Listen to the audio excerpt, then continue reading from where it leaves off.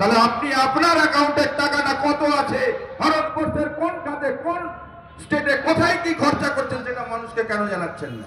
কারণ আপনি পার্টি ফান্ডে খরচ করছেন, বিজেপির স্বার্থে খরচ করছেন না কি করছেন মানুষ কিন্তু জানে না, আপনাকে জানাতে হবে। আপনি আজকের এই এলাকায়, কালকে আপনি এখানে আসছেন, আমি আপনাকে বলছি ভারতবর্ষে আপনি 15 বছর শাসন করছেন, আপনি একটা প্রেস মিট করেননি। ভারতবর্ষে এটা গণতন্ত্রের লজ্জা।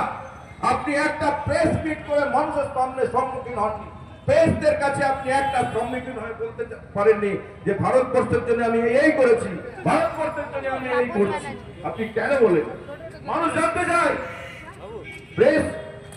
প্রেসের মুখকে বন্ধ করে দেওয়া, প্রেসের আমাদের যে ভারতবর্ষের গণতন্ত্রের যে স্তম্ভ, মিডিয়া হচ্ছে একটা স্তম্ভ, আপনাদেরকে বলছি সেই জায়গাতে তাবলদা স্বাগতম।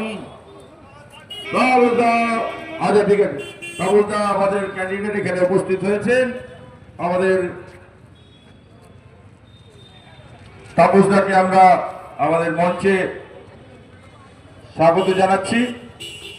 তা আমরা যে কথা বলছিলাম যে ভারতবর্ষের বুকে আপনি এতদিন ধরে শাসন ক্ষমতায় আছেন, একটা প্রেস কনফারেন্স আপনি করবার আপনার সাহস হয়?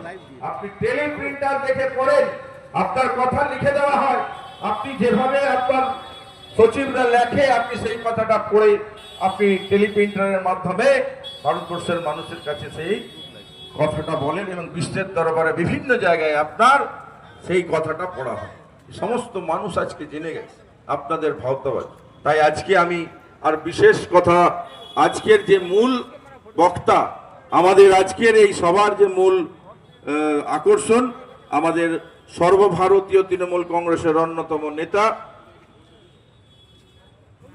বার্নপুর শিল্পাঞ্চলের তথা দুবারের বিধায়ক, আমাদের আসানসোল দক্ষিণের, আর আসানসোল দক্ষিণের বর্তমান তৃণমূল কংগ্রেসের প্রার্থী তাপস বন্দ্যোপাধ্যায় আমাদের মধ্যে উপস্থিত হয়েছেন।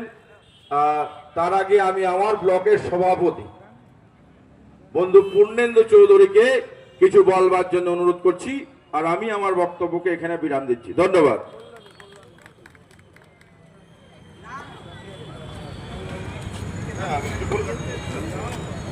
আমরা তাপসদাকে মঞ্চে এটা করে নেব, চা খাচ্ছি একটু পরে, যখন পূর্ণেন্দুর হয়ে যাবে তারপর, ঠিক আছে?